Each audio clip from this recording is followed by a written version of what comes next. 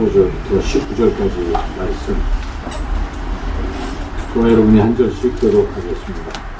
이로 말미암아 주 예수 안에서 너희 믿음과 모든 성도를 향한 사랑을 나도 듣고 내가 기도할 때 기억하며 너희로 말미암아 감사하기를 그치지 아니하고 우리 주 예수 그리스도의 하나님 영광의 아버지께서 지혜와 계시의 영을 너희에게 주사 하나님을 알게 하시고 너희 마음에 눈을 밝히사 그의 부르심의 소망이 무엇이며 성당에서 그 기업의 영광의 풍성함이 무엇이며 네, 함께 읽겠습니다. 그의 힘의 위력으로 역사하시는 나라 믿는 우리에게 베푸신 능력의 지극히 크심이 어떠한 것을 너희로 알게 하시기를 구하노라. 아멘. 사도 바울께서 에베소 교회 성도들을 위해서 기도하는 그러한 내용입니다. 에베소서에 그러한 기도가 두 편이 있죠. 3장에도 또 나오고 있는 첫 번째 기도입니다. 바울은 에베소 교인들을 위해서 무엇을 기도했을까 참 궁금한 것인데 그 기도의 내용 중에 하나가 지난주에 함께 은혜를 나눴던 부분은 에베소 교회 성도들이 하나님을 알게 해달라 이제 그런 기도를 드렸습니다. 그래서 17절에 보니까 지혜와 계시의 영을 너희에게 주사 하나님을 알게 하시고 이렇게 그래서 하나님을 아는 것이 신앙의 기본인 것이죠. 하나님을 믿으려고 하려면 하나님을 알아야 되죠. 하나님이 어떤 분이신지를. 그런데 하나님을 우리가 인간의 지식으로 알 수는 없고 성령께서 지혜와 계시의 영 성령님께서 우리를 사로잡으실 때 우리의 생각과 이런 마음들을 주관하실 때 비로소 하나님을 알게 되는 것이죠. 하나님의 그 크신 사랑이 무엇인지도 깨닫게 되는 것입니다. 그래서 그런 기도를 이제 드렸고 또 다른 기도는 이제 18절, 19절 더 넓게 본다면 23절까지 이어지는 것인데 하나님이 우리를 위해서 무엇을 하셨을까도 알게 해달라 그런 기도입니다. 하나님께서 우리를 위해 무엇을 하셨는지를 알게 해달라. 여러분 하나님께서 여러분을 위해서 무엇을 하셨는지를 아십니까? 이렇게 저렇게 뭐 아시는 부분들이 있죠. 그런데 좀 더 정확하게 깊이 있게 하나님께서 나를 위해서 무엇을 하셨을까를 아는 것이 굉장히 중요하죠.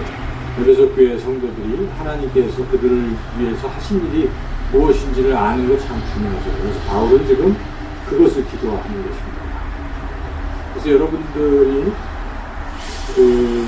하나님이 나를 위해서 무엇을 하셨는지를 아는 것 굉장히 중요하죠. 그래서 목회자가 성도님들을 위해서 기도할 때도 하나님 어떤 성도님이 하나님이 지금 어떻게 하고 계신지를 알게 해주십시오.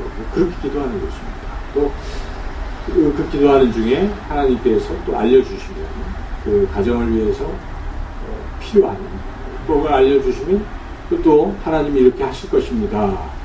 하나님이 이렇게 하십니다. 라고 선포하는 거죠. 목회자가 신방해서. 그게 이제 하나님이 우리 가정을 위해서 무엇을 하실까 하는 것으로 받아들이면 됩니다. 그러면 이게 하나님이 나를 위해서 하신 거. 근데 자꾸 알아가면 하나님을 아니까 믿음이 성장하고 그렇게 되는 것이죠. 그래서 오늘 말씀에서 세 가지인데 하나님이 행하신 일 세 가지인데 그 중에 우리가 오늘은 한 가지를 이제 또 같이 은혜를 나누려고 합니다. 그것은 18절 상반절에 나와 있는데요. 뭘 알게 해달라는가 18절 상반절까지 무엇이며까지 소망이 무엇이며까지 같이 한번 읽어보겠습니다. 너희 마음의 눈을 밝히사 그의 부르심의 소망이 무엇이며 이것을 알게 해달라는 것이죠. 그래서 하나님께서 에베소 교회 성도들의 그 마음의 눈을 밝혀주셔서 그들이 하나님이 부르신 것이 무엇인지를 알고 그렇죠? 그 부르심이 왜 소망이 있는 것인지 부르심이 왜 희망이 있는 것인지를 알게 해달라. 그걸 기도하고 있는 것입니다. 부르심이라는 것. 이게 왜 또 희망이 있는가? 우리 인생에서도 우리는 여러 부르심을 받고 살지 않습니까, 여러분? 여러분이 이제 사회에 진출할 때 어디선가 부르심을 받잖아요. 그렇죠? 직장으로부터의 부름을 받는 것이죠. 뭐 그래서 어떤 자리로 부름을 받는 것입니다. 우리 젊은이들은 어디에 부름을 받았다고 합니까? 군대 갈 때 조국에 부름을 받고 이러면서 상당히 마음에 그런 결심을 하고 이제 국가의 부름을 받고 나는 군대에 입대한다 이런 마음들을 갖지 않습니까? 그래서 이 부름을 받는다는 게 굉장히 중요하죠. 최근 우리가 잘 매스컴을 통해서 알지만 그 유엔 사무총장으로 세계적 부름을 받고 그동안 8년 동안 애쓰던 분이 이제 조국에 저게 지금 알람이 저거 좀 고쳐야 되는데 1시간보다 자꾸 알람이 울리는데 그걸 제가 잘못 눌렀어 시간적으로. 네, 그래서 그분이 이제 조국의 부름을 좀 받고 싶다 이제는 그런 마음으로 지금 나서고 계신 것 같아요. 그리고 이제 정권이 바뀌거나 내각을 이렇게 개편할 때 대통령은 내각에 이제 그 관료들을 부르잖아요. 누구누구 무슨 장관. 그때쯤 되면 다들 긴장하겠죠. 그 위치에 있는 사람들은 그 나이와 그런 어떤 자격이 있는 사람들은 내가 부름받으면 좋겠다. 기다리다가 드디어 전화 한 통화 오면 얼마나 감격합니까? 처음에는 뭐 사양도 하죠. 삼고초려처럼 뭐 사양한 사람도 몇 있고 그렇죠. 근데 어쨌든 기대가 되고 그런 부름에 대해서 굉장히 좋아하잖아요. 그리고 그 부름이라는 게 소망이 있다고 생각하죠.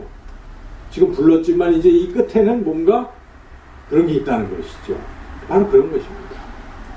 우리가 세상 살면서 세상의 부름이 또 좋고 또 그 부름에 희망을 걸고 이렇게 살아가잖아요. 그렇죠. 누구나 그렇게 살아가는데 그 처소에서. 그런데 과연 우리가 하나님의 부르심이 뭐고 그 부르심이 정말 소망이 있는 것인지 그것에 대해서 과연 진지하게 생각해 보셨습니까? 바로 지금 사도 바울은 에베소 교회 성도들이 그걸 알라는 것입니다. 하나님의 부르심이 얼마나 소중한 것이고 그 부르심의 끝에 영원한 미래를 볼 때는 이게 정말 희망이 있고 소망이 있는 것이다. 이거를 알도록 그렇게 지금 기도하고 있다는 것이죠. 이미 에베소서에서는 그런 것들이 있어요. 그렇죠? 부르심이 뭘로 부르셨는지가 있지 않습니까? 내용이 있는데 이제 지금 기도로서 또 하고 있는 것인데 이 에베소서를 살펴보면 하나님의 부르심이 무엇인가? 첫째, 거룩하고 흠이 없는 하나님의 아들들로 부르셨다는 것입니다. 이게 굉장히 중요한 부르심인데 그래서 에베소 전체를 관통하고 전체의 주제라고 말할 수도 있습니다. 4절과 5절이죠. 다시 한번 우리가 계속 읽고 있는데 4절, 5절을 읽겠습니다. 곧 창세전에 그리스도 안에서 우리를 택하사 그리고 사랑 안에서 그 앞에 거룩하고 흠이 없게 하시려고 그 기쁘신 뜻대로 우리를 예정하사 예수 그리스도로 말미암아 자기의 아들들이 되게 하셨으니 여기에 택하신 것, 예정하신 것 이게 다 부르심과 연결된 것이죠. 그렇죠? 부르신 것은 택하셨으니까 부르시죠. 그렇죠? 그리고 미리 계획을 세워놓으셨기 때문에 예정을 하셨기 때문에 때가 돼서 부르신다는 것입니다. 다 연결이 된 것인데 무엇으로 지금 부르시는 것입니까? 하나님의 자녀가 되는 것이죠. 그런데 보통 자녀가 아니잖아요. 어떤 자녀입니까? 그 앞에 4절에 하나님 앞에서 거룩하고 흠이 없는 그러한 하나님의 자녀로 불러주셨다. 이거를 다른 말로 하면 거룩한 거니까 성도로 부르셨다고도 볼 수 있죠. 성독이 거룩한 무리니까 성독인 성도인데 더 특별한 의미는 하나님의 자녀로 불러주셨다. 이것이 부르심의 내용입니다. 핵심 내용입니다. 이러한 부르심에 대해서 우리가 과연 정말 기뻐하고 있는가? 마귀의 자녀로 있던 우리가, 허물과 죄로 죽었던 우리가 하나님의 자녀로 불러주셨다는 사실에 정말 감사하고 감격하고 있노라. 2장 1절부터 한번 읽어볼까요? 2장 1절부터 5절까지 한번 쭉 읽어보겠습니다. 그는 허물과 죄로 죽었던 너희를 살리셨더라. 그때 너희는 그 가운데서 행하여 이 세상 풍조를 따르고 공중의 권세 잡은 자를 따랐으니 곧 지금 불순종의 아들들 가운데서 역사하는 영이라. 전에는 우리도 다 그 가운데서 우리 육체의 욕심을 따라 지내며 육체와 마음에 원하는 것을 하여 다른 이들과 같이 본질상 진노의 자녀이었더니 긍휼히 풍성하신 하나님이 우리를 사랑하신 그 큰 사랑을 인하여 허물로 죽은 우리를 그리스도와 함께 살리셨고 너희는 은혜로 구원을 받은 것이나. 예, 그리고 이렇게 쭉 나오고 있죠. 그래서 허물과 죄로 죽어서 본질상 마귀의 자녀였는데 하나님 불쌍히 여겨주셔서 하나님의 은혜로 우리를 하나님의 아들들 자녀로 삼아 주셨다.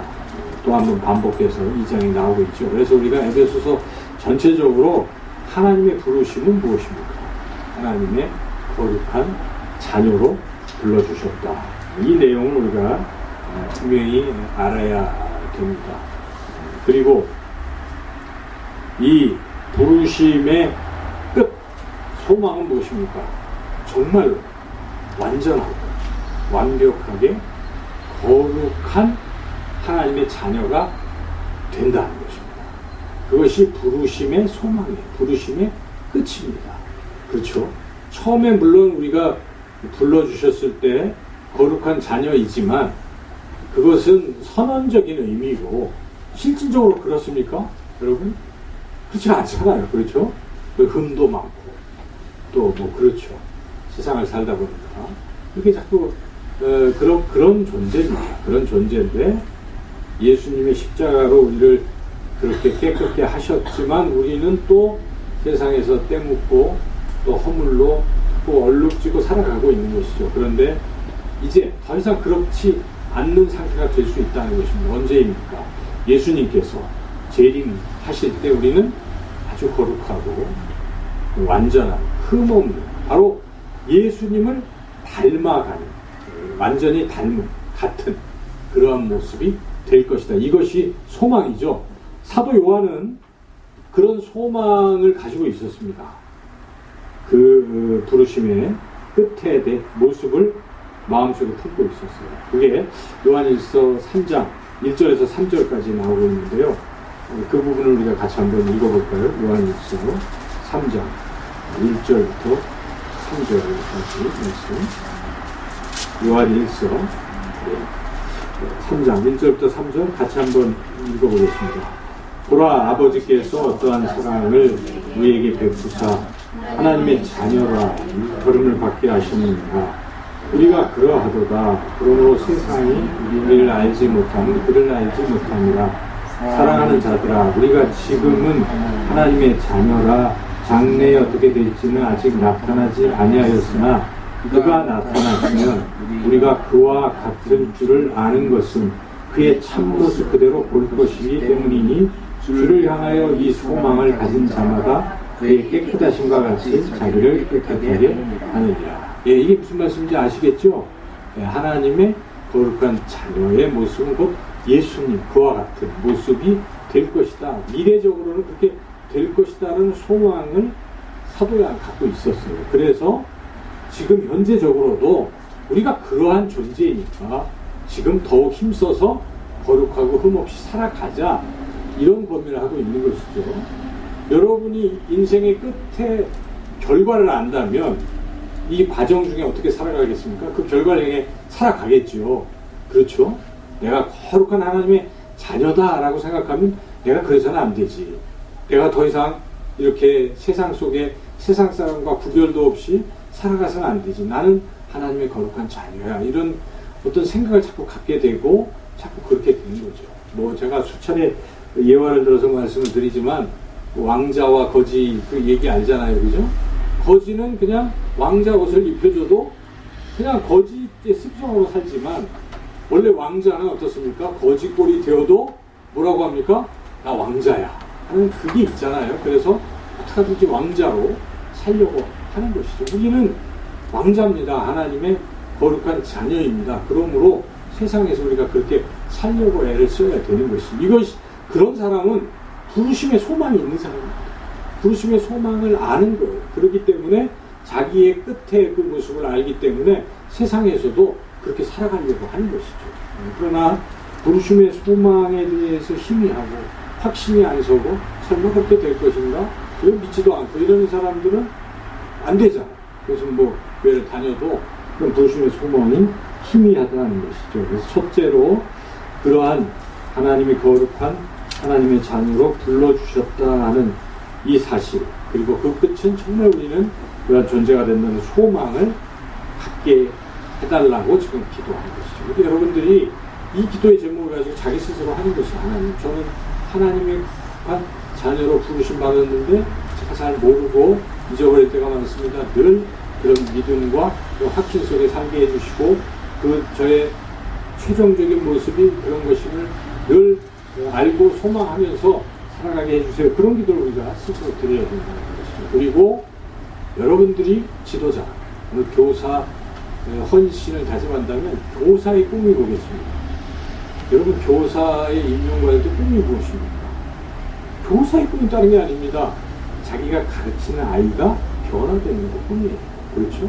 어떤 모습으로 변화될지를 그려보고 있지 않습니까? 아, 이 아이가 1년이 지나고 내가 1년 동안 가르쳤을 때 성품적으로 이렇게 변화되고 조금 예수님을 더 닮아가고 한꺼번에 다 안 되겠지만 차츰차츰 먼 훗날 그를 바라볼 때 흐뭇한 것이죠. 아, 그래도 제가 어릴 때부터 교회 학교에서 내가 가르쳐줬는데 저렇게 예수님을 많이 닮았구나 하는 거 보라는 것이죠. 그렇죠?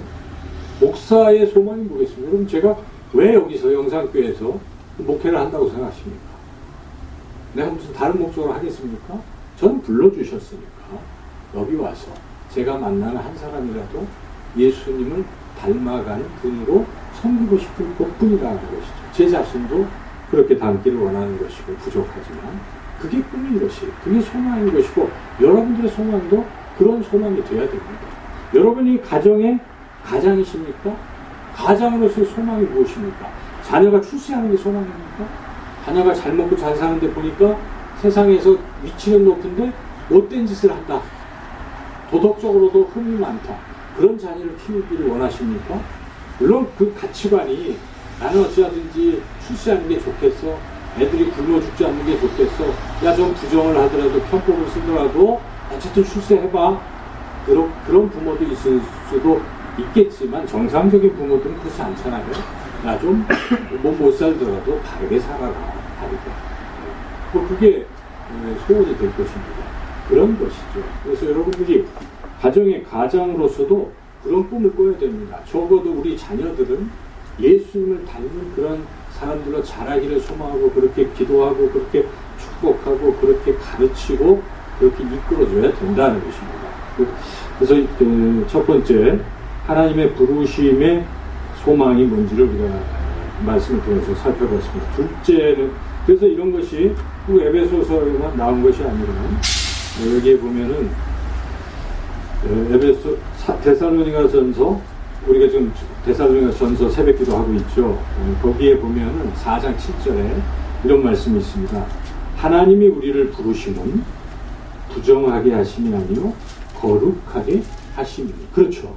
그래서 하나님이 지금 부르심의 목적은 우리를 더럽게 하려고 부르신 게 아니라는 것입니다.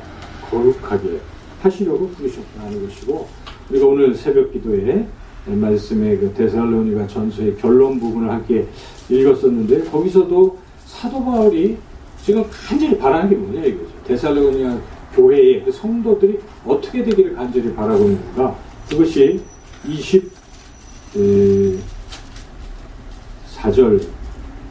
23절, 24절인데요. 제가 한번 읽어보겠습니다. 데살로니가전서 5장 23, 24절.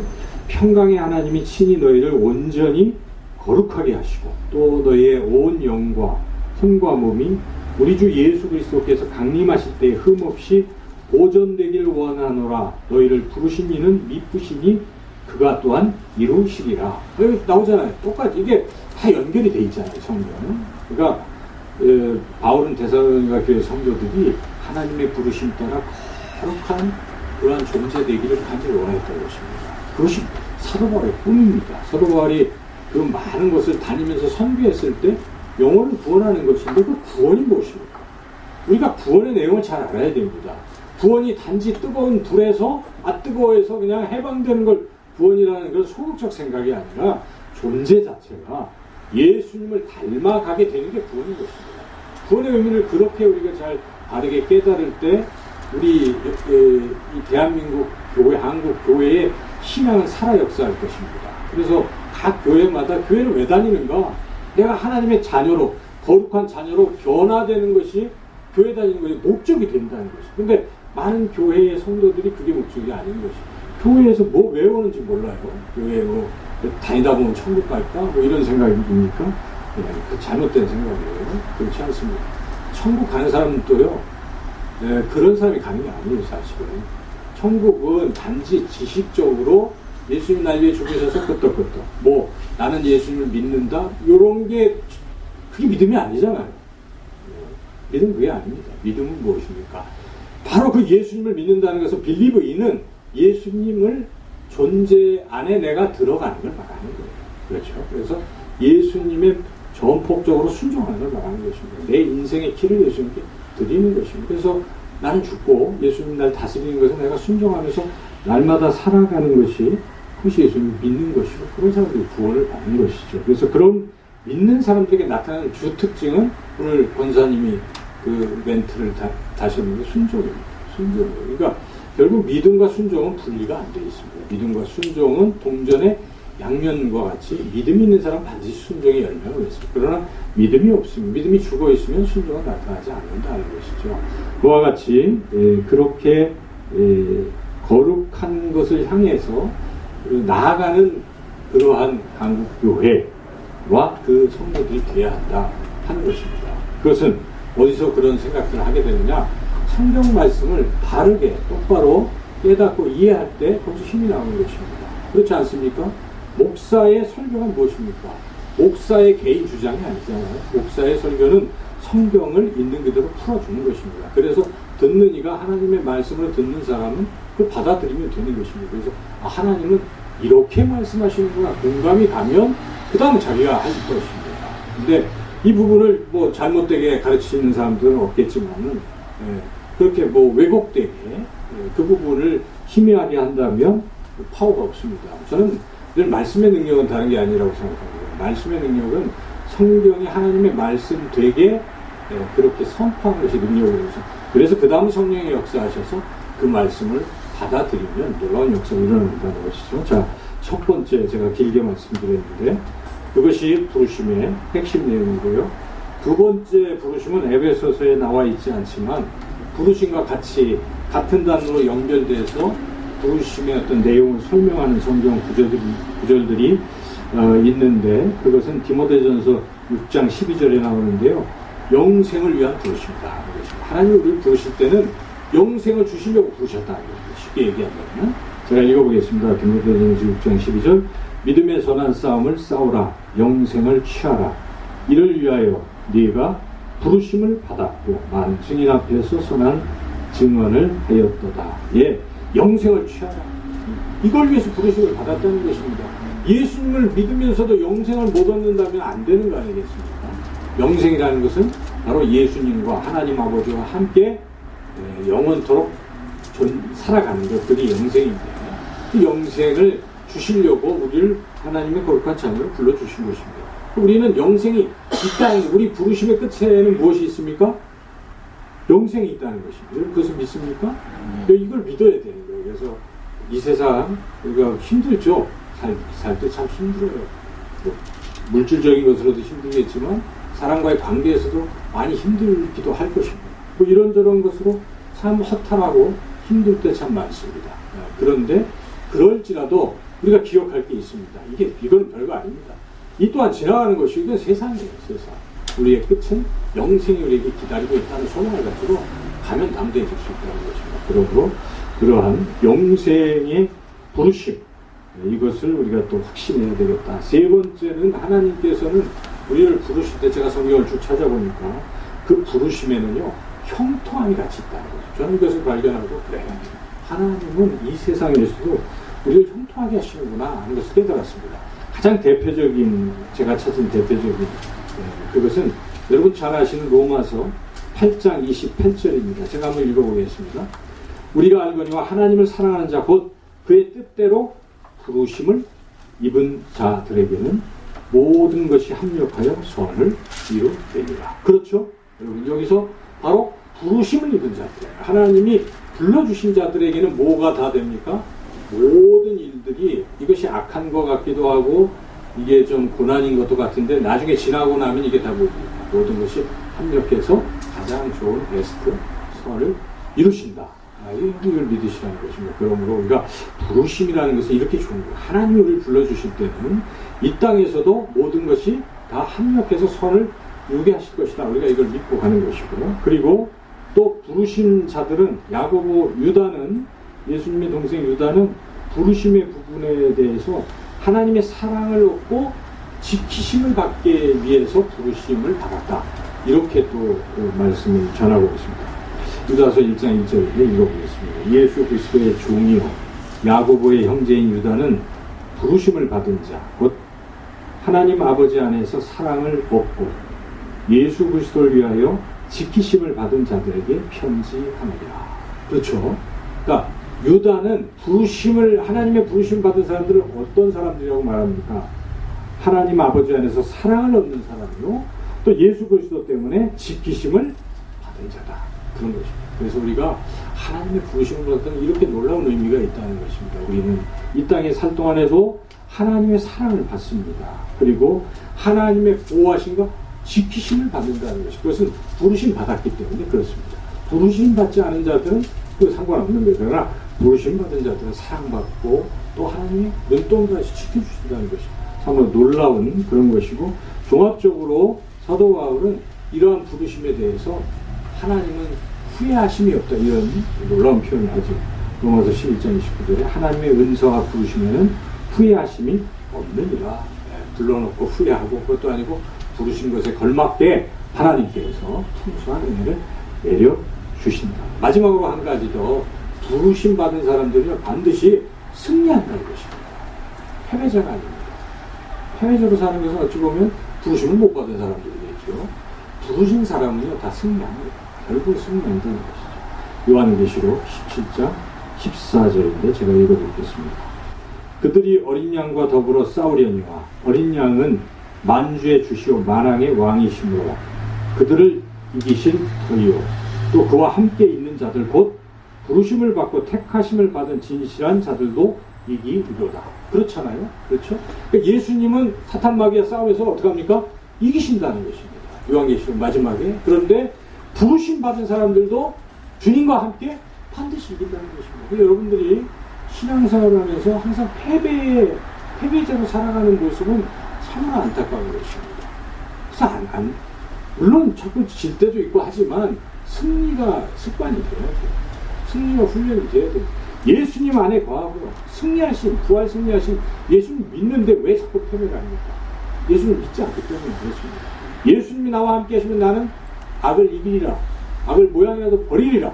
결단케 되는 것이고 주님께 순종하고 성령의 인도하심 따라 우리가 성령의 검으로 마귀를 물리치고 하나님의 능력으로 성령의 능력으로 이기고 나갈 수 있다는 것입니다. 이와 같이 부르심이 무엇인지 여러분이 들었습니까? 부르심이 얼마나 좋은 것인지 부르심의 그 끝이 어떤 것인지 우리가 들었습니다. 그런데도 불구하고 부르심의 뜻을 모르고 부르심의 소망을 갖지 않는 이유가 무엇이겠습니까? 그것은 마음의 눈이 어두워졌기 때문에 그렇다는 것입니다. 마음의 눈이 어두워졌기 때문에 그래요.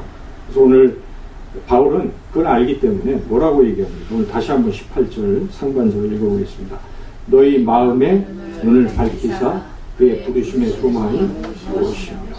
지금 부르심의 소망을 알기 위해서는 뭐가 돼야 돼요? 마음의 눈이 밝아져야 된다. 이게 현재 모르고 있으면 뭐라는 거예요? 마음의 눈이 어둡다는 것입니다. 마음의 눈, 이 눈에 비늘 같은 게 껴있어서 그렇다는 것입니다. 사도 바울이 부활하신 예수님을 만나고 새롭게 주님의 종으로 사도로 부르심 받고 나아갈 때 맨 처음 한 일이 무엇입니까?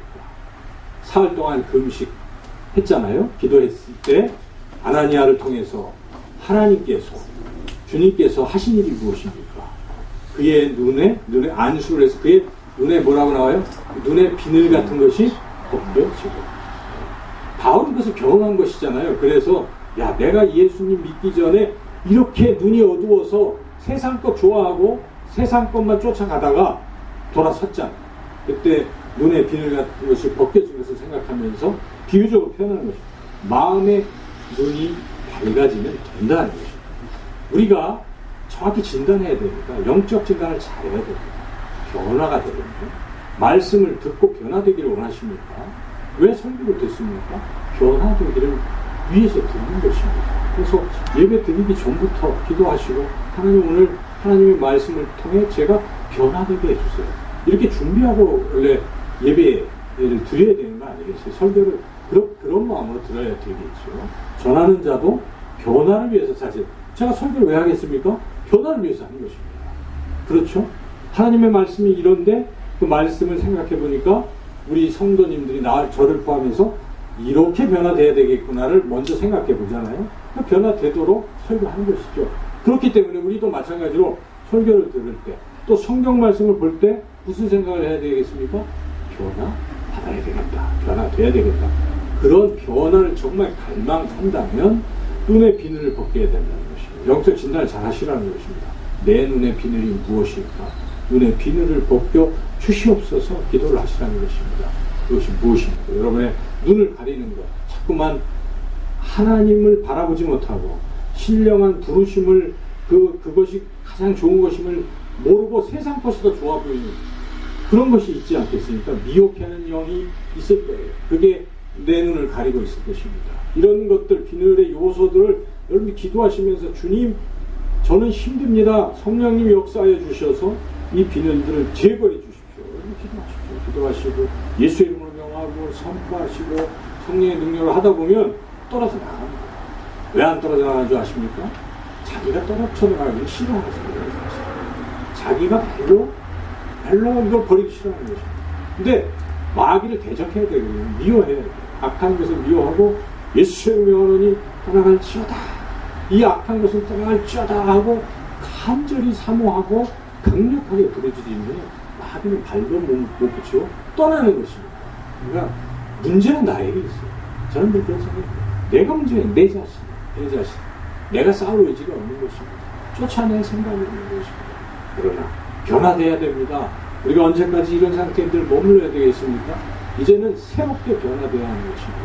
오늘 말씀을 통해서 여러분 마음의 눈이 밝아져서 부르심의 소망이 무엇인지를 깊이 알고 그 소망하면서 좀 멋지게 삶을 살아가시기를 주님의 이름으로 축원합니다.